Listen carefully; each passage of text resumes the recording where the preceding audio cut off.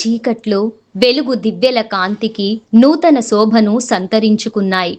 దేవదేవుడైన అనంత పద్మనాభుని నామస్మరణతో పరిసరాలు మారుమోగాయి.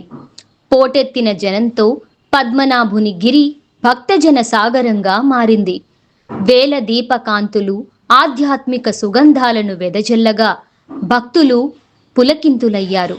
ఇది పద్మనాభంలో బుధవారం సాయంత్రం నిర్వహించిన అనంత పద్మనాభుని దీపోత్సవ వైభవం. కొండపైకి రోడ్డు వేయడంతో అనంత పద్మనాభుని దర్శించుకోవడానికి జనం అధిక సంఖ్యలో తరలివచ్చారు. గిరిపై ఉన్న అనంత పద్మనాభుడు, దిగువన ఉన్న కుంతీ మాధవ స్వామి ఆలయాల్లో తెల్లవారుజాము నుంచే విశేష పూజలు ప్రారంభమయ్యాయి. ఉత్తరాంధ్ర జిల్లాల నుంచే కాకుండా తూర్పు, పశ్చిమ గోదావరి జిల్లాల నుంచి ప్రత్యేక వాహనాల్లో వేలాదిగా తరలివచ్చిన భక్తులు అనంతుని పాద సన్నిధిలో దీపారాధన చేశారు. దీపాలు వెలిగించడానికి భక్తులు పోటీపడి మరీ అనంతుని మెట్లను రిజర్వ్ చేసుకున్నారు.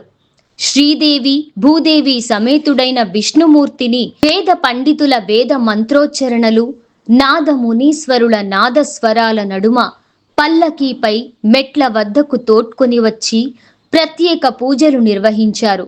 అనంతరం ప్రథమ పావంచా వద్ద కొలువు తీరిన స్వామిని భక్తులు దర్శించుకున్నారు.